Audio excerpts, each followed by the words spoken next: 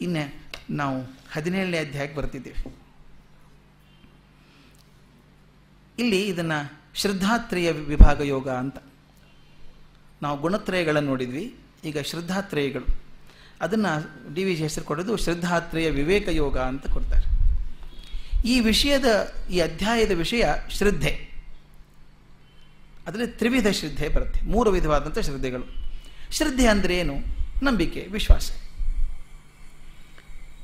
ಯಾವುದನ್ನು ನಾವು ಪರೀಕ್ಷೆ ಇಲ್ಲದೆ ಒಪ್ಕೋತೀವೋ, ಅನುಭವಿಸಿ ನಂಬ್ಕೋತೀವೋ, ಶ್ರೀ ವಿಷ್ಣು ವಿಶ್ವಾದಿ ಮೂಲ ಮಾಯಾಲೋಲ ದೇವ ಸರ್ವೇಶ ಎಂದು ಯಾರನ್ನ ನೋಡದೇನೆ ಅಳ್ತೀಯಂ ನಂಬಿಹುದೋ, ಆ ಮಾತು ಮುಖ್ಯ.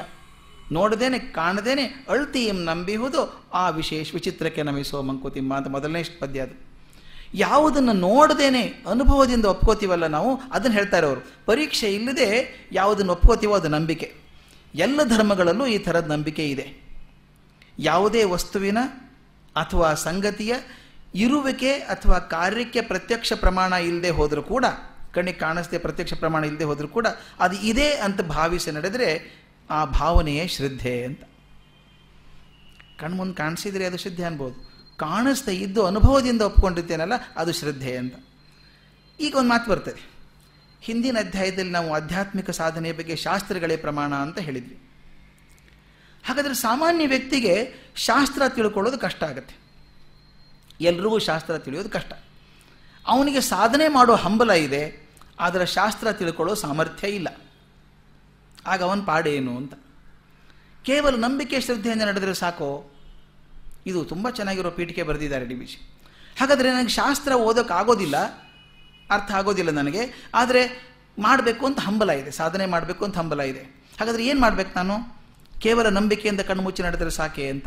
ಕೆಲವೊಂದು ಬಾರಿ ಯಾವುದೂ ರುಜುವಾತಿ ಇಲ್ಲದೆ ನಂಬೋದು ಕುರುಡು ನಂಬಿಕೆ ಅಥವಾ ಅಂಧವಿಶ್ವಾಸ ಅಂತ ಆಗೋದಿಲ್ವಾ? ಈ ಮಾತು ಬಹಳ ಮುಖ್ಯ. ಇದು ಅದಕ್ಕೆ ಕುರುಡು ನಂಬಿಕೆ ಅಂತೀವಿ, ಅಂಧವಿಶ್ವಾಸ ಅಂತೀವಿ, ಮೂಢನಂಬಿಕೆ ಅಂತೂ ಕರೆಯೋದುಂಟು. ನಾನು ಕೆಲವೊಂದು ವರ್ಷಗಳ ಹಿಂದೆ ಒಂದು ಸ್ವಲ್ಪ ಕಾಂಟ್ರವರ್ಷಿಯಲ್ ಕತೆ ಬರೆದಿದ್ದೆ. ಅದ್ರ ನಂಬಿಕೆ ಅಂತ, ಮೂಢನಂಬಿಕೆ ಅಂತ ಹೆಸರು, ಮಯೂರದಲ್ಲಿ ಬಂದಿತ್ತು. ಅದು ಮೂಢನಂಬಿಕೆ ಅಂತ. ನನ್ನ ಥೇರಿ ಏನಪ್ಪ ಅಂದರೆ ಮೂಢನಂಬಿಕೆ ಅನ್ನೋದಿಲ್ಲ ಅಂತ. ಮೂಢನಂಬಿಕೆ ಅನ್ನೋದೇ ಇಲ್ಲ, ನಂಬಿಕೆ ಇರೋದು ಒಂದೇನೆ, ಇರೋದು ನಂಬಿಕೆ ಒಂದೇನೆ. ನನ್ನ ನಂಬಿಕೆ ನಿಮಗೆ ಮೂಢ ಅಂತ ಕಾಣಿಸ್ಬೋದು, ಅಥವಾ ನಿಮ್ಮ ನಂಬಿಕೆ ನನಗೆ ಮೂಢ ಅಂತ ಕಾಣಿಸ್ಬೋದು. ನನಗಿರೋದು ನಂಬಿಕೆ ತಾನೇ. ನಾನು ಯಾವುದನ್ನು ಗಟ್ಟಿಯಾಗಿ ನಂಬಿಕೊಂಡಿದ್ದೇನೆ, ಅದು ನೀವು ತಪ್ಪು ಅನ್ನಿಸಿದಾಗ ಅಯ್ಯೋ ಮೂಢನಂಬಿಕೆಯಲ್ಲಿದ್ದಾನು ಅವನು ಅಂತಾರೆ. ನನಗೆ ಮೂಢನಂಬಿಕೆಯನ್ನು ಗೊತ್ತಿದ್ದರೆ ನಂಬ್ಕೋತಿದ್ನ ಅದನ್ನು ನಾನು ಅಂತ.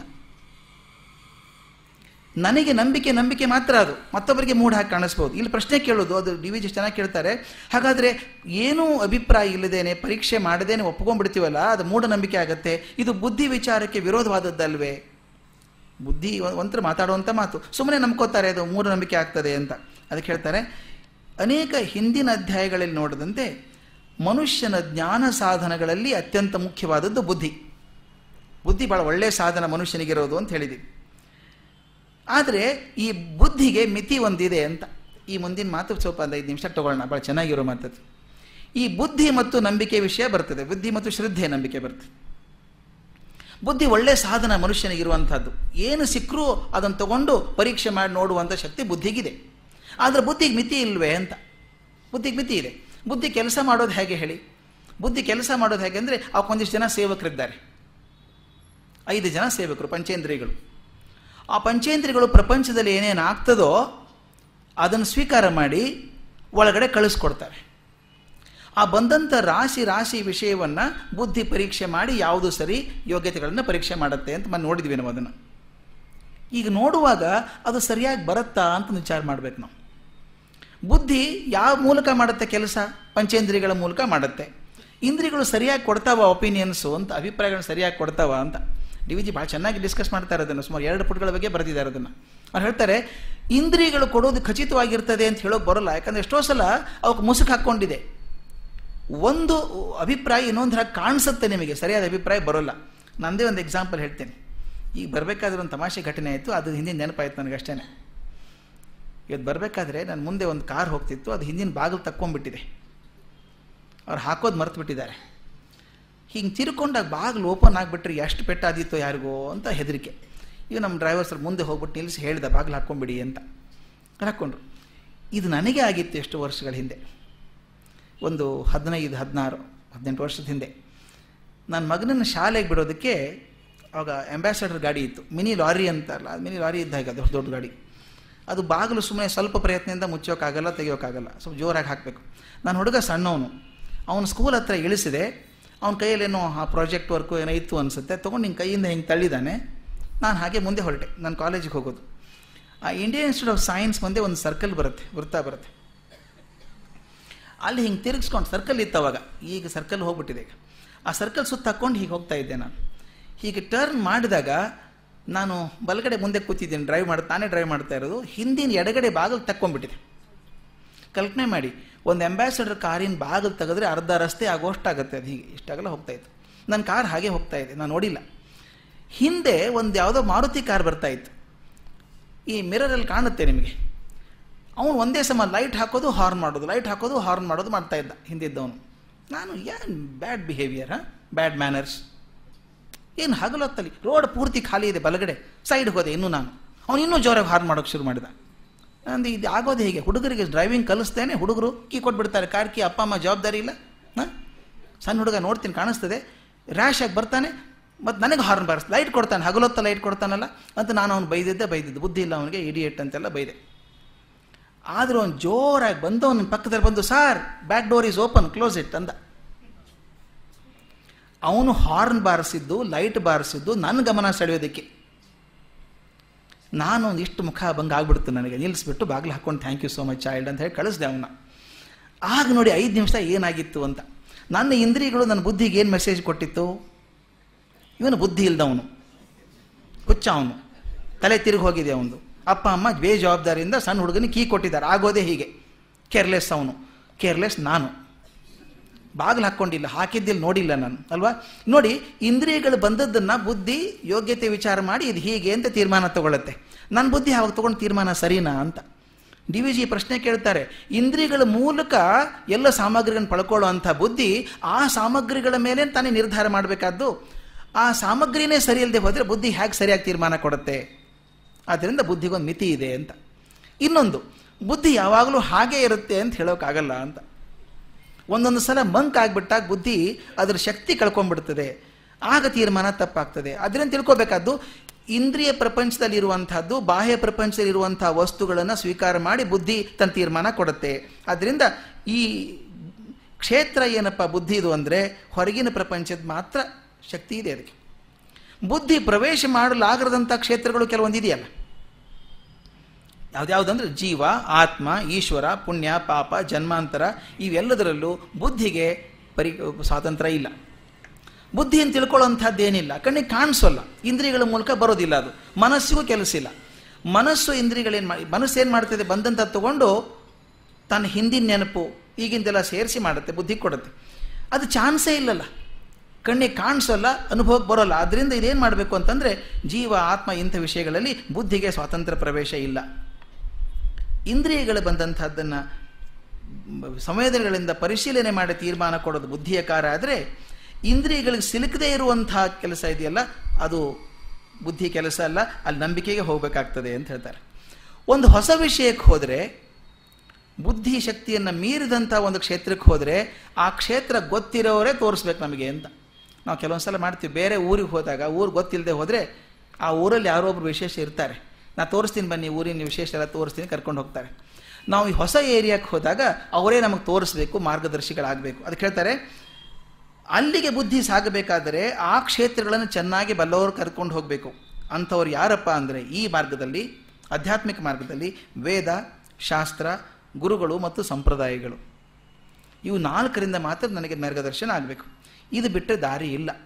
ನಾಣ್ಯ ಪಂಥಾಹ ವಿದ್ಯತೆಯನಾಯ ವಿದ್ಯತೆಯನಾಯ ಉಪನಿಷತ್ ಮಾತು, ಉತ್ತಿಷ್ಠತ ಜಾಗ್ರತ ಪ್ರಾಪ್ಯವರಾನ್ಯಬೋಧತ ಅಂತ ಹೇಳಿ, ಇದು ಬಿಟ್ಟರೆ ದಾರಿ ಇಲ್ಲ ನಮಗೆ ಅಂತ. ಬೇರೆ ದಾರಿ ಇಲ್ಲ, ಯಾಕಂದರೆ ಬುದ್ಧಿ ಹೋಗಲ್ಲ, ಆದ್ದರಿಂದ ಶ್ರದ್ಧೆನೇ ಹೋಗಬೇಕಲ್ಲಿ. ಶ್ರದ್ಧೆಯಿಂದ ಮಾತ್ರ ಆಗುವಂಥ ಕೆಲಸ. ಇಲ್ಲಿ DVG ಮಾತನ್ನು ಎಷ್ಟು ಚೆನ್ನಾಗಿ ಬರೀತಾರೆ, ಅದು ಚೇಂಜ್ ಮಾಡೋಕ್ಕೆ ಆಗೋಲ್ಲ. ಕ್ಷೇತ್ರದ ವಿವೇಕದಿಂದ ಸ್ವಲ್ಪ ಅರ್ಥ ಮಾಡ್ಕೊಳ್ಳೋಣ, ಚೆನ್ನಾಗಿ ಬರೆದಿದ್ದಾರೆ. ಕ್ಷೇತ್ರದ ವಿವೇಕದಿಂದ ಬುದ್ಧಿಯ, ಶ್ರದ್ಧೆಯ ಅಧಿಕಾರ ವ್ಯಾಪ್ತಿಯನ್ನು ವಿಭಾಗ ಮಾಡಬಹುದು. ಕ್ಷೇತ್ರದ ವಿವೇಕದಿಂದ ಬುದ್ಧಿಯ ಶ್ರದ್ಧೆಯ ಅಧಿಕಾರ ವ್ಯಾಪ್ತಿಯನ್ನು ವಿಭಾಗ ಮಾಡಬಹುದು. ಯಾವ ಕಾರ್ಯಕ್ಷೇತ್ರವು ಪ್ರತ್ಯಕ್ಷ ಪ್ರಪಂಚಕ್ಕೆ ಸೇರಿದ್ದೋ, ಇಂದ್ರಿಯಗಳಿಗೆ ಸುಲಭವಾಗಿ ದೊರಕಬಹುದಾದದ್ದೋ ಅಲ್ಲಿ ಪುರುಷ ಬುದ್ಧಿಗೆ ಮೊದಲನೆಯ ಸ್ಥಾನ. ಇದು one of the finest analytical minds ನಾವು ನೋಡಿದ್ದು. ಡಾಗ್ಮ್ಯಾಟಿಕ್ ಅಲ್ಲ, ಯಾವುದದು ಅಲ್ಲಿ ಪುರುಷ ಬುದ್ಧಿಗೆ ಮೊದಲನೇ ಸ್ಥಾನ, ಶಾಸ್ತ್ರಾಚಾರದ ನಂಬಿಕೆಗಳಿಗೆ ಎರಡನೇ ಸ್ಥಾನ. ಎಲ್ಲಿ ಇಂದ್ರಿಯ ಪ್ರವೇಶವಿಲ್ಲವೋ, ಎಲ್ಲಿ ಬುದ್ಧಿ ಕಾರ್ಯಕ್ಕೆ ದ್ರವ್ಯ ಸಾಮಗ್ರಿ ಇಲ್ಲವೋ ಅಲ್ಲಿ ವೇದಶಾಸ್ತ್ರಕ್ಕೆ ನಂಬಿಕೆಗೆ ಮೊದಲನೇ ಸ್ಥಾನ, ಬುದ್ಧಿಗೆ ಎರಡನೇ ಸ್ಥಾನ. ಇದನ್ನ ಎಷ್ಟು ಹೇಳ್ತಾರೆ ನೋಡಿ. ಕ್ಷೇತ್ರದ ವಿವೇಕದಿಂದ ಯಾವ ಸ್ಥಾನದಲ್ಲಿ ಕೆಲಸ ಮಾಡ್ತಿದ್ದೀರಿ ಜಾಗದಲ್ಲಿ ಅಂದ್ಕೊಂಡಾಗ ಬುದ್ಧಿ ಮುಖ್ಯಾನೋ ಶ್ರದ್ಧೆ ಮುಖ್ಯಾನೋ ಅಂತ ಗೊತ್ತಾಗುತ್ತೆ. ಎಲ್ಲಿ ಭೌತಿಕ ಪ್ರಪಂಚದಲ್ಲಿ ನಮಗೆ ಅನುಭವ ಸಾಮಗ್ರಿ ಇದೆಯೋ ಅಲ್ಲಿ ಬುದ್ಧಿಗೆ ಒಂದನೇ ಸ್ಥಾನ ಕೊಡಿ, ಶಾಸ್ತ್ರಕ್ಕೆ ಎರಡನೇದು ಕೊಡೋಣ. ಎಲ್ಲಿ ಬುದ್ಧಿಗೆ ಜಾಗ ಇಲ್ವೋ, ಸಾಮಗ್ರಿ ಇಲ್ವೋ ಅಲ್ಲಿ ನಂಬಿಕೆ ಮಾತ್ರ ಶ್ರದ್ಧೆ ಇರುತ್ತೆ, ಅಲ್ಲಿ ಶಾಸ್ತ್ರಕ್ಕೆ ಮೊದಲೇ ನಂಬರು, ಬುದ್ಧಿಗೆ ಎರಡನೇ ಸ್ಥಾನ ಕೊಡಬೇಕು ಅಂತ. ಅತೀಂದ್ರಿಯ ವಿಷಯಗಳ ಜ್ಞಾನವು ವೇದದಿಂದಲೇ ಉಂಟಾಗತಕ್ಕಂಥದ್ದು, ಬೇರೆ ಕಡೆಯಿಂದ ಆಗೋದಿಲ್ಲ. ಪ್ರತ್ಯಕ್ಷೇಣಾನು ಮಿಥ್ಯಾವ ಯಸ್ತು ಪಾಯೋನ ಬುದ್ಧತೆ ಏನಂ ವಿಂದಂತಿ ವೇದೇನ ತಸ್ಮಾತ್ ವೇದಸ್ಯ ವೇದತಃ. ಯಾವ ಪುರುಷಾರ್ಥ ಮಾರ್ಗವನ್ನು ನಾವು ಜಗತ್ತಿನ ವಸ್ತು ಪರೀಕ್ಷೆಯಿಂದಾಗಲಿ ಪ್ರತ್ಯಕ್ಷ ಸಂಗತಿಗಳ ಆಧಾರದಿಂದಾಗಲಿ ಮಾಡಿದ ಊಹಾಪೋಹಗಳಿಂದಾಗಲಿ ತೆಗೆದುಕೊಳ್ಳುವುದು ಸಾಧ್ಯವಿಲ್ಲವೋ ಆ ಅಲೌಕಿಕ ವಿಷಯವನ್ನು ವೇದದಿಂದ ಮಾತ್ರ ತಿಳಿದುಕೊಳ್ಳಲಾಗುತ್ತದೆ. ಹೀಗಿರುವುದರಿಂದಲೇ ವೇದಗಳ ವೇದತ್ವ ಅಂತ ಬರೀತಾರೆ. ಯಾವುದನ್ನು ತಗೊಳ್ಬೇಕೋ ನನ್ನ ಬುದ್ಧಿಗಳಿಂದ ಆಗೋದಿಲ್ವೋ ಅದನ್ನು ವೇದಗಳಿಂದ ಪಡ್ಕೊಳ್ಬೇಕು. ಹಾಗಾದರೆ ಬುದ್ಧಿಗೆ ಏನು ಕೆಲಸ ಇಲ್ವಾ ಅಂತ ಪ್ರಶ್ನೆ. ಎಲ್ಲ ವೇದಗಳನ್ನು ತಗೊಳ್ಳೋದಾದರೆ ನನ್ನ ಬುದ್ಧಿಗೆ ಏನು ಕೆಲಸ ಹಾಗಾದರೆ? ಅದು ಎಷ್ಟು ಚೆನ್ನಾಗಿ ಹೇಳ್ತಾರೆ.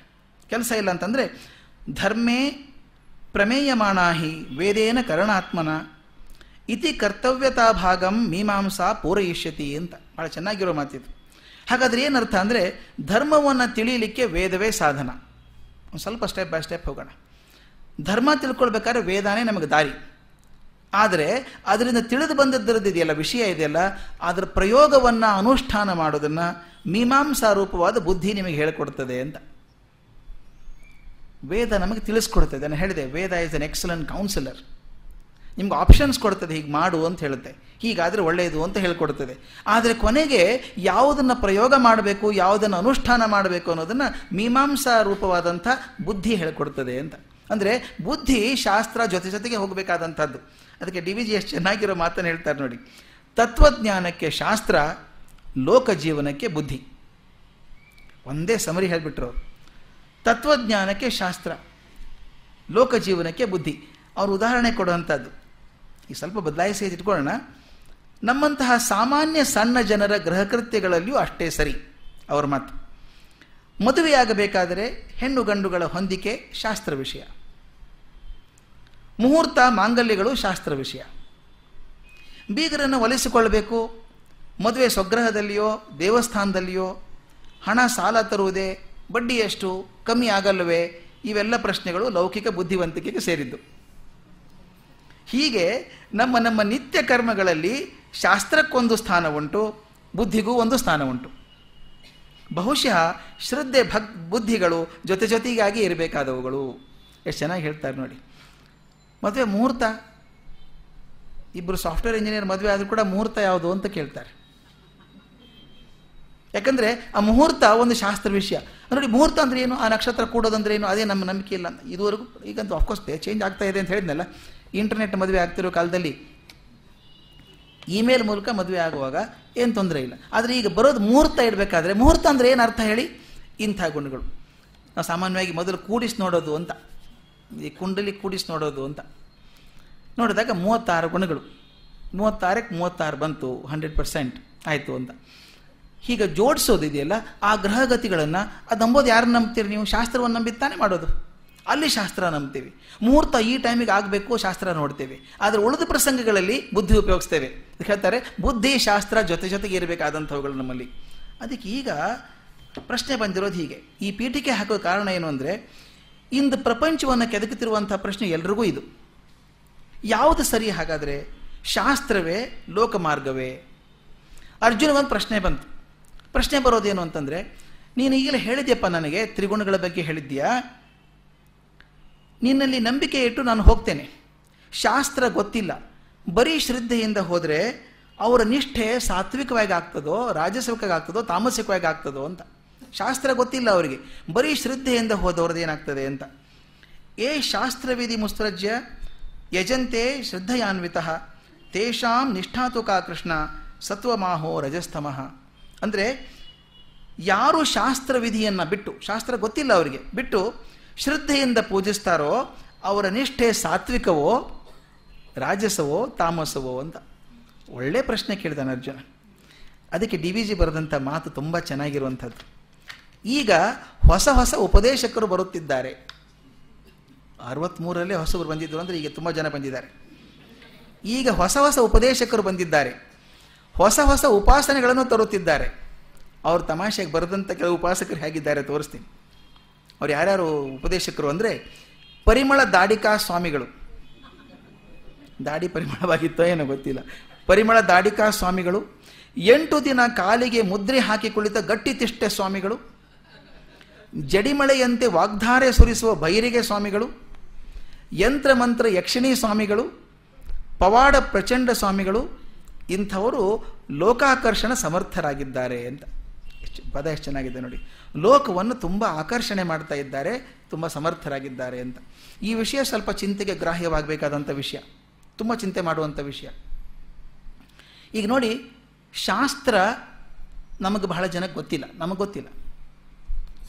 ಶಾಸ್ತ್ರ ಜ್ಞಾನ ಇಲ್ಲದೆ ಹೋದಾಗ ಮನುಷ್ಯ ಏನು ಮಾಡ್ತಾನೆ? ನಂಬಿಕೆಯಿಂದ ಹೋಗ್ತಾನೆ, ಶ್ರದ್ಧೆಯಿಂದ ಹೋಗ್ತಾನೆ.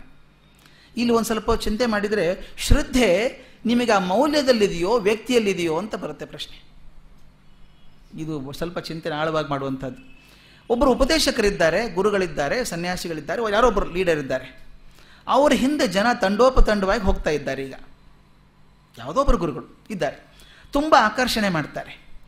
ಈಗ ಫಾಸ್ಟ್ ಫುಡ್ ಲೈಫ್, ಈಗ ಫಾಸ್ಟ್ ಫುಡ್ ಜಗತ್ತು ಅಂತ, ಎಲ್ಲವೂ ಫಾಸ್ಟ್ ಆಗಿಬಿಡ್ಬೇಕು, ಈಗ ಚುಕ್ಕಾಗಿಬಿಡ್ಬೇಕು. ಹಾಗೆ ಫಾಸ್ಟ್ ರಿಯಲೈಸೇಷನ್ ಆಗಬೇಕು. ಟೈಮ್ ಇಲ್ಲ ನನಗೆ, 3 ದಿವಸದಲ್ಲಿ ಗಾಡ್ ರಿಯಲೈಸೇಷನ್ ಆಗುತ್ತಾ? 4th ಡೇ ನಾನು ಮೀಟಿಂಗಿಗೆ ಹೋಗಬೇಕು, 3 ದಿವಸದಲ್ಲಿ ಆಗುತ್ತಾ? ಅಂದರೆ ಕ್ವಿಕ್ಕಾಗಿ ರಿಲೀಫ್ ಸಿಗಬೇಕು.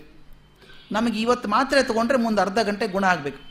ಹಾಗೆ ಬಹುಶಃ ಮುಂದೆ ಯಾರಾದರೂ ಮಾತ್ರೆಗಳನ್ನು ಮಾಡಿ ಯಾರೋ ಒಂದು ನನಗೆ ಗುಮಾನಿ ಇದೆ. ನಿಮಗೆ ಶಾಸ್ತ್ರ ಸಮ್ಮತ ಆಗಬೇಕಾ? ಈ ಗುಳಿಗೆ ತಗೊಳ್ಳಿ, 3 ದಿವಸ ತೊಗೊಂಡ್ರೆ ನಿಮ್ಗೆ ಶಾಸ್ತ್ರ ಅರ್ಥ ಆಗುತ್ತೆ. ಈ ಉಪನಿಷತ್ತಿಗೆ 3 ಗುಳಿಗೆ, ಹಂಗೆ ಮಾಡೋ ಜನ ಇದ್ದಾರೇನೋ ಬರ್ತಾರೇನೋ ಗೊತ್ತಿಲ್ಲ. ಇದು ಯಾಕೆ ಆಗ್ತದೆ ಅಂದರೆ, ನನಗೆ ಟೈಮ್ ಇಲ್ಲದೆ ಇದ್ದಾಗ, ಸಮಯ ಇಲ್ಲದೆ ಹೋದಾಗ ಬೇಗ ಆಕರ್ಷಣೆಯಾಗಿ ಯಾರು ಬೇಗ ಮನಸ್ಸನ್ನು ಗೆದ್ಕೋತಾರೋ, ಒಂದು ವಿಷಯ ತಮ್ಗೆ ಅರಬೇಕು. ಯಾವುದು ಒಳ್ಳೆಯದೋ ಅದು ಸ್ವಲ್ಪ ನಿಧಾನ, ಯಾವುದು ಅಷ್ಟು ಒಳ್ಳೆಯದಲ್ವೋ ತೀವ್ರವಾಗಿ ಬರ್ತದೆ ಅಂತ.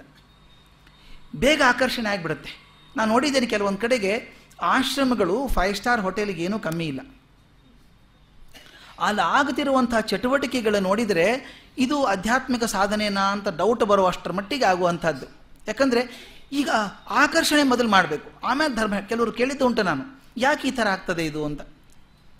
ಬೇರೆ ಬೇರೆ ಕಡೆ ಎಲ್ಲ ಹೇಳೋದು, ಹೆಸರು ಹೇಳೋದು ಬೇಡ, ಅಷ್ಟಾಗ್ತಾ ಇದೆ. ಆದಾಗ ಪ್ರಶ್ನೆ ಬಂದದ್ದು, ಯಾಕೆ ಹೀಗೆ ಮಾಡ್ತೀರಿ ಅಂತ ಕೇಳಿದಾಗ, ಇಲ್ಲ ಮೊದಲು ಜನ ಬಂದ್ರೆ ತಾನೇ ನಾನು ಧರ್ಮ ಹೇಳೋದು ಅವರಿಗೆ. ಅದಕ್ಕೆ ಮೊದಲನೇ ಕೆಲಸ ಆಕರ್ಷಣೆ ಮಾಡೋದು, ಆಮೇಲೆ ಧರ್ಮ ಹೇಳೋಣ. ಇದು ಯಾಕೆ ಮುಖ್ಯ ಆಗುತ್ತೆ ನಮಗೆ ಅಂದರೆ, DVG ಭಾಳ ಸಂಕಟವಾಗಿ ಹೇಳಿದ್ದಾರೆ ಅದು ಮಾತನ್ನು. ಒಬ್ಬ ಗುರುಗಳ ಹಿಂದೆ ಕಣ್ಣು ಮುಚ್ಕೊಂಡು ಹೋಗ್ತೇವೆ ನಾವು. ಒಬ್ಬ ಮನುಷ್ಯ ಗುರು ಆಗಲಿ ಮುಖ್ಯಸ್ಥ ಆಗಲಿ ಅವನ ಜವಾಬ್ದಾರಿ ತುಂಬ ಹೆಚ್ಚಾಗ್ತದೆ ಅಂತ ಒಂದು ಉದಾಹರಣೆ ಕೊಡ್ತಾರೆ DVGಯಲ್ಲಿ. ಯಾಕೆ ಮುಖ್ಯ ಆಗ್ತದೆ ಅಂದರೆ, ನಾನು ಒಂದು ಗುರು ಸ್ಥಾನದಲ್ಲಿ ನಿಂತ್ಕೊಂಡಾಗ ನಾನು ನಂಬ್ಕೊಳ್ಳೋಂಥವ್ರು 100 ಜನ ಇದ್ದಾರೆ. ಅವರಿಗೆ ನಾನು ನಂಬಿಕೊಂಡಂಥ ಮೌಲ್ಯದ ಬಗ್ಗೆ ನಂಬಿಕೆ ಇರಲಿಕ್ಕಿಲ್ಲ, ಗುರುಗಳ ಬಗ್ಗೆ ನಂಬಿಕೆ ಇದೆ. ಹಿಂದಕ್ಕೆ ಈ ಮಾತನ್ನು ಹೆಸರು ಹೇಳೋದು ಬೇಡ, ಒಂದು ದೊಡ್ಡ ಚರ್ಚೆ ಆಗಿತ್ತು. ಇಂಥ ದೊಡ್ಡ ವಿಜ್ಞಾನಿಯೊಬ್ಬರು ಇಂಥವ್ರ ಶಿಷ್ಯರಾದರು ಅಂತ. ಆದರೆ ವಿಜ್ಞಾನಿನ ನಂಬಿಕೊಂಡಂಥವ್ರು, ಅರೇ ಇಂಥ ದೊಡ್ಡ ವಿಜ್ಞಾನಿಯವ್ರು ನಂಬ್ಕೋತಾನೆ ಅಂದರೆ ಅವರಲ್ಲೇನೋ ವಿಶೇಷ ಇರಬೇಕು ಅಂತ ಅವರು ಹೋದದ್ದುಂಟು. ಅಂದರೆ ಮೌಲ್ಯದಲ್ಲಿ ಶ್ರದ್ಧೆ ಇದೆಯೋ ವ್ಯಕ್ತಿಯಲ್ಲಿ ಶ್ರದ್ಧೆ ಇದೆಯೋ ಅಂತ. ಅದಕ್ಕೆ ಹೇಳ್ತಾರೆ, ನೀವು ಮೇಲಕ್ಕೆ ಮೇಲಕ್ಕೆ ಹೋದಾಗ, ನಿಮ್ಮ ನಂಬಿಕೊಳ್ಳುವಂಥವ್ರು ಹೆಚ್ಚಾದಾಗ ನಿಮ್ಮ ಜವಾಬ್ದಾರಿ ತುಂಬ ಹೆಚ್ಚಾಗತ್ತೆ ಅಂತ. ಒಂದು ಅದ್ಭುತ ಮಾತನ್ನು ಹೇಳ್ತಾರೆ ಕೆಲವರು ಮಾತ್ರ ಗುರುಗಳಾಗಿದ್ದವರು, ಶಾಸ್ತ್ರ ತಿಳ್ಕೊಂಡಂಥವರು ತುಂಬ ವಿನಯದಿಂದ ಭಗವಂತನನ್ನೇ ನಂಬಿಕೊಂಡು ತನ್ನ ಶಿಷ್ಯರ ಶ್ರದ್ಧೆ ಸರಿಯಾದ ದಾರಿಯಲ್ಲಿರಲಿ ಎಂದು ಪ್ರಾರ್ಥನೆ ಮಾಡ್ಕೋತಾರಂತೆ. ನಾನು ಹೋದಲ್ಲಿ ನನ್ನ ಶಿಷ್ಯರು ಬರ್ತಾ ಇದ್ದಾರಪ್ಪ, ನನ್ನ ಶ್ರದ್ಧೆ ಸರಿಯಾಗಬೇಕು, ಒಂದು ನನ್ನ ಶಿಷ್ಯರ ಶ್ರದ್ಧೆ ಸರಿಯಾದ ಜಾಗದಲ್ಲಿ ಇರಲಿ ಅಂತ ಬೇಡ್ಕೋತಾರಂತೆ. ಅದು ಹೇಳ್ತಾರೆ ಅವರು. DVG ಬರೀತಾರೆ, ಶೃಂಗೇರಿಯ ಶ್ರೀ ಶಿವಾಭಿನವ ನೃಸಿಂಹ ಭಾರತಿಗಳವರು ತಾಯಿ ಗೌರಿಯನ್ನು ಪ್ರಾರ್ಥನೆ ಮಾಡಿದಂಥ ಒಂದು ಶ್ಲೋಕ. ಆ ಶ್ಲೋಕ ಎಂಥ ಅದ್ಭುತ ಶ್ಲೋಕ. ಕಾಷಾಯ ವಸ್ತ್ರೇಣ ಕರಾತ್ತ ದಂಡಕಮಂಡಲೂಭ್ಯಾಂ ಜಪಮಾಲಯಾಚ ವಿಭ್ರಾಮಯಂತಂ ಗ್ರಹಿಣಾಂ ಕದಂಬಂ ಮಾಂ ಪಾಹಿ ಪೃಥ್ವೀಧರ ರಾಜಪುತ್ರಿ ಅಂತ. ಅರ್ಥ ಎಷ್ಟು ಚೆನ್ನಾಗಿದೆ ಗೊತ್ತಾ? ತಾಯಿ ಪಾರ್ವತಿ ದೇವಿ, ನಾನು ಏನು ಮಾಡ್ತಿದ್ದೇನಮ್ಮ ಈಗ ಅಂತ. ನಾನು ಮಾಡುತ್ತಿರುವುದೇನು? ಮೈ ಮೇಲೆ ಕಾವಿ ಬಟ್ಟೆ, ಕೈಯಲ್ಲಿ ಕಮಂಡಲ ಪಾತ್ರೆ, ಸನ್ಯಾಸ ದಂಡ ಹಿಡಿದಿದ್ದೇನೆ, ಜಪಸರ ಹಿಡ್ಕೊಂಡಿದ್ದೇನೆ. ಇದರಿಂದ ಗೃಹಸ್ಥ ಜನರಿಗೆ ಭ್ರಾಂತಿ ಉಂಟು ಮಾಡ್ತಿದ್ದೇನೇನೋ ಅಂತ ಅನಿಸ್ತಾ ಇದೆ. ಇಂಥವನನ್ನು ನೀನೇ ಕಾಪಾಡಬೇಕು ಅಂತ ತಾಯಿನ ಕೇಳ್ಕೊತಾರೆ ಅವರು. ಅಷ್ಟು ಜ್ಞಾನವೇತರು ಹಂಗೆ ಹೇಳಬೇಕಾದ್ರೆ ಇದು ಡಿ ವಿ ಜಿ ಹೇಳೋದು. ಗುರುಗಳಾಗಿದ್ದವರು, ಶಾಸ್ತ್ರ ತಿಳ್ಕೊಂಡಂಥವರು ಅಥವಾ ತಿಳ್ಕೊಂಡಿದ್ದೀನಿ ಅಂತ ಭ್ರಮಿಸಿದವರು ಮತ್ತೊಬ್ಬರಿಗೆ ಭ್ರಮೆ ಹುಟ್ಟಿಸದೇ ಇರಲಿ ಅಂತ. ಶ್ರದ್ಧೆ ಅನ್ನೋದು ವ್ಯಕ್ತಿ ಮೂಲವಾಗದೇನೆ ಆ ಮೌಲ್ಯ ಮೂಲ ಆಗಬೇಕು. ಅದನ್ನು ನಾಯಕರಾದವ್ರು ನಡೆಸಬೇಕು ಅಂತ. ಅಕಸ್ಮಾತ್ತಾಗಿ ನನಗೆ ನಂಬ್ಕೊಂಡಂಥವ್ರು 100 ಜನ ಇದ್ದಾರೆ ಅಂದಾಗ ನಾನು ಯಾವುದೋ ಹಾದಿಗೆ ಹೋದರೆ 100 ಜನ ನನ್ನ ಹಿಂದೆ ಬಂದುಬಿಡ್ತಾರಲ್ಲ, ಆ ಜವಾಬ್ದಾರಿ ನಾಯಕರಿಗೆ ಇರಬೇಕಾಗ್ತದೆ ಅಂತ. ನೋಡಿ, ಆ ಸ್ವಾಮಿಗಳು ಹೇಳಿದ್ದು ಇಂಥವನನ್ನು ನೀನೇ ಕಾಪಾಡಬೇಕು ಅಂತ ಕೇಳ್ಕೊತಾರೆ. ತಮ್ಮನ್ನು ಅನುಸರಿಸುವಂಥ ಜನರ ಶ್ರದ್ಧೆಯನ್ನು ಸರಿಯಾಗಿ ಬೆಳೆಸುವವರ ಲಕ್ಷಣ ಇದು. ಶ್ರದ್ಧೆಯಲ್ಲಿ 3 ವಿಧ ಅಂತ ಕೃಷ್ಣ ಹೇಳ್ತಾನೆ. ಒಂದು ಸಾತ್ವಿಕ, ರಾಜಸ ಮತ್ತು ತಾಮಸ. ಈ ಶ್ರದ್ಧೆಗಳು 3 ಶ್ರದ್ಧೆಗಳು. ದೇವತೆಗಳನ್ನು ಪೂಜಿಸುವವರು ಸಾತ್ವಿಕರು, ಯಕ್ಷ ರಾಕ್ಷಸರನ್ನು ಪೂಜಿಸುವಂಥವರು ರಾಜಸಿಕರು, ಭೂತ ಪ್ರೇತಗಳನ್ನು ಪೂಜೆ ಮಾಡುವಂಥವರು ತಾಮಸರು ಅಂತ ಹೇಳ್ತಾರೆ. ಉಗ್ರ ವ್ರತಗಳನ್ನು ಮಾಡುವಂಥವರು, ಘೋರ ಬಲಿಗಳನ್ನು ಕೊಡುವಂಥವರು, ಹಠದ ತಪಸ್ಸುಗಳನ್ನು ಮಾಡುವಂಥವರು ತಾಮಸರು. ಬಹುಶಃ ನಮ್ಮ ಪುರಾಣದ ಕಥೆಗಳನ್ನು ಓದಿದಾಗೆಲ್ಲ ರಾಕ್ಷಸರೆಲ್ಲ ಅದ್ಭುತವಾದಂಥ ತಪಸ್ಸು ಮಾಡಿದವರು. ಅದು ತಾಮಸಿಕ ತಪಸ್ಸೇ. ಏನು, ತಲೆಯಿಂದ ಬೆಂಕಿ ಬಂದು 3 ಲೋಕ ಸುಡೋ ಹಾಗೆ ಅಪೇಕ್ಷೆ ಮಾಡ್ಕೊಂಡ ಹಾಗೆ ಅನಾಹುತ ಉಗ್ರ ರೂಪಗಳು ಮಾಡ್ಕೊಳ್ಳುವಂಥದ್ದು, ಅವೆಲ್ಲ ರಾಕ್ಷಸ ಕೃತ್ಯಗಳು, ಕಾಮಪ್ರೇರಿತವಾದಂಥದ್ದು, ಏನೋ ಅಪೇಕ್ಷೆ ಇಟ್ಕೊಂಡು ಮಾಡುವಂಥದ್ದು. ಈ ಜಂಬೂಕ ವಿದ್ಯೆ ಬಗ್ಗೆ ಬಂದಾಗ ತಾವು ಶ್ರೀರಾಮ ಪರೀಕ್ಷಣ ಓದಿದ್ರೆ ಗೊತ್ತಾಗುತ್ತೆ. ಶ್ರೀರಾಮ ಪರೀಕ್ಷಣದಲ್ಲಿ ಚರ್ಚೆ ಬರುತ್ತೆ. ಜಂಬೂಕನ ಕೊಲ್ಲುವಂಥ ಕಾರಣ ಏನಿತ್ತು ರಾಮನಿಗೆ? ಅವನೊಬ್ಬ ತಪಸ್ಸು ಮಾಡ್ತಿದ್ದಾನೆ, ಅವನೊಬ್ಬನು. ಅದಕ್ಕೆ ಕೆಲವರು ಬಣ್ಣನೂ ಕೊಟ್ಬಿಟ್ರು. ಅವನು ದಲಿತ ಆದ್ದರಿಂದ ಅವನು ಕೊಂದು ಹಾಕಿದ ರಾಮ ಅಂತ. ಅಯ್ಯೋ ಪಾಪ, ಅವನಿಗೇನು ಅಂತ ಚಿಂತೆ ಇರಲಿಲ್ಲ. ಆಗಿರಲಿಲ್ಲ, ಇದು ಕ್ಯಾಟಗರಿ ಇರಲಿಲ್ಲ ಅವಾಗ. ಆದರೆ ಅವನು ತಪಸ್ಸು ಮಾಡಿದಾಗ ಅವನು ಕೂತಾಗ ಅವನ ತಲೆ ಮೇಲೆ ವಲ್ಮೀಕ ಹುತ್ತು ಬೆಳೆದಿತ್ತು. ರಾಮ ಹೋಗಿ ಅವನು ಕೊಂದುಬಿಟ್ಟ ಅಂತ ಹೇಳ್ತಾ ಅನ್ಯಾಯ ಅದು ಅಂತ. ಅದಕ್ಕೆ ಎಷ್ಟು ಚೆನ್ನಾಗಿ ಹೇಳ್ತಾರೆ ಅಂದರೆ, ಅವನು ತಪಸ್ಸು ಮಾಡ್ತಿದ್ದಕ್ಕೆ ರಾಮಗೆ ಬೇಜಾರಿಲ್ಲ. ರಾಮ ಹೇಳ್ತಿರದೆ ಪ್ರತಿಯೊಬ್ಬರು ತಪಸ್ವಿಗಳಾಗಬೇಕು ತನ್ನ ರಾಜ್ಯದಲ್ಲಿ ಅಂತ ಹೇಳ್ತಾ ಇದ್ರು. ಪ್ರತಿಯೊಬ್ಬರು ತಪಸ್ವಿಗಳಾಗಬೇಕು. ಅಂಥದ್ದು ಜಂಬೂಕನ ಯಾಕೆ ಕೊಲ್ತಾನೆ ಅಂದರೆ, ಜಂಬೂಕ ತಪಸ್ಸು ಮಾಡಿದ್ದಕ್ಕೆ ಬೇಜಾರಿಲ್ಲ, ಅವನು ಎದಕ್ಕೋಸ್ಕರ ಮಾಡ್ತಿದ್ದಾನೆ ಅನ್ನೋದು ಮುಖ್ಯ. ತಪಸ್ಸಿನ ಉದ್ದೇಶ ಏನಿದೆ? ದೇಶ ಹಾಳು ಮಾಡುವಂಥದ್ದು. ಆದ್ದರಿಂದ ತಪಸ್ಸು ಆಗಬಾರ್ದದು. ಅವನ ಕೆಲಸ ಲೋಕಮುಖವಾಗಿದ್ದರೆ, ಸಮಾಜಮುಖವಾಗಿದ್ದರೆ ರಾಮನೇ ಸಪೋರ್ಟ್ ಮಾಡ್ತಿದ್ದೇನೋ, ಅವನಿಗೆ ತುಂಬ ಸಪೋರ್ಟ್ ಮಾಡಿದ್ದುಂಟು. ಆದರೆ ಈತನ ತಪಸ್ಸು ಸಮಾಜ ವಿಮುಖವಾಗಿರೋದ್ರಿಂದ, ಸಮಾಜ ನಾಶಕ್ಕೋಸ್ಕರ ಇರೋದ್ರಿಂದ ಅದು ಇರಬಾರ್ದು ಅಂತ. ಅದಕ್ಕೆ ಹೇಳ್ತಾರೆ, ಅವರು ಕಾಮಪ್ರೇರಿತವಾದಂಥ ತಪಸ್ಸುಗಳು. ಈಗ ಭಸ್ಮಾಸುರ, ಅವನು ಜಗತ್ತಿಗೆ ಒಳ್ಳೇದಾಗಬೇಕು ಅಂತಲ್ಲ, ಸರ್ವಾಧಿಕಾರಿ ಆಗಬೇಕು ಅಂತ ತಗೊಂಡು ತಾನು ತಕ್ಷಣ ಕೊಟ್ಟವನ ಮೇಲೆ ತಲೆ ಮೇಲೆ ಕೈ ಇಡೋಕೆ ಹೋಗ್ತಾನಲ್ಲ ಅವನು. ಅವೆಲ್ಲ ಕಾಮಪ್ರೇರಿತವಾದಂಥದ್ದು, ಅಧಿಕಾರ ಪ್ರೇರಿತವಾದಂಥದ್ದು, ದರ್ಪಪೂರಿತವಾದಂಥದ್ದು, ಅಹಂಕಾರ ಪೂರಿತವಾದಂಥದ್ದು. ಆದ್ದರಿಂದ ಅವು ತಾಮಸರು ಅಂತ. ಪೂಜೋಪಾಸನೆಯಲ್ಲಿ ಹೇಗೋ ಹಾಗೆ ಆಹಾರ ವಿಹಾರಗಳಲ್ಲಿ ಕೂಡ ಗುಣಭೇದ ಉಂಟು ಅಂತ ಹೇಳ್ತಾರೆ. ಚೆನ್ನಾಗಿ ಹೇಳ್ತಾರೆ. ರಸ್ಯಾಹ ಸ್ನಿಗ್ಧಾಹ ಸ್ಥಿರಾಹೃದ್ಯ ಆಹಾರ ಸಾತ್ವಿಕ ಪ್ರಿಯ. ಸಾತ್ವಿಕನಿಗೆ ಪ್ರಿಯವಾದ ಆಹಾರಗಳು ಯಾವುದು? ರಸವತ್ತಾದದ್ದು, ಆನಂತರ ಸ್ನಿಗ್ಧವಾದದ್ದು, ಜಿಡ್ಡುಳ್ಳಂಥದ್ದು, ರಕ್ತ ಮಾಂಸಗಳಲ್ಲಿ ಬೆರೆತುಕೊಳ್ಳುವಂಥ, ಹೃದಯಕ್ಕೆ ಬಲ ಕೊಡುವಂಥ ಆಹಾರ ಸಾತ್ವಿಕ ಆಹಾರ ಅಂತ. ರಾಜಸಾಹಾರ ಯಾವುದು ಹಾಗಾದರೆ? ಅತಿಯಾದ ಹುಳಿ, ಅತಿಯಾದ ಉಪ್ಪು, ಖಾರ, ಅತಿಯಾದ ಬಿಸಿಯಾದಂಥ ಆಹಾರ, ತುಂಬ ಗಟ್ಟಿಯಾದಂಥ ಆಹಾರ, ಇವು ಅಶಾಂತಿ, ಉದ್ರೇಕ ಮತ್ತು ಆಯಾಸಗಳನ್ನು ಉಂಟು ಮಾಡ್ತವೆ. ಇವು ರಾಜಸಾಹಾರಗಳು. ಹಾಗಾದರೆ ತಾಮಸ ಆಹಾರ ಯಾವುದು? ತಂಗಳು, ಹಳಸಲು, ಒಣಕಲು, ಎಂಜಲು ಮತ್ತು ತುಂಬ ಕರಿದಂಥ ಪದಾರ್ಥಗಳು, ಇವು ತಾಮಸ ಆಹಾರಗಳು ಅಂತ. ಹೇಗೆ ಆಹಾರಗಳಲ್ಲಿ ಭಿನ್ನ ಇದೆಯೋ ಹಾಗೆ ಯಜ್ಞದಾನ ಕ್ರಿಯೆಗಳಲ್ಲಿ ಕೂಡ 3 ವಿಧ ಇದೆ ಅಂತ. ನೋಡಿ ಎಷ್ಟು ಥರದ ವಿಧಗಳು ಮಾಡಿದ್ದಾರೆ.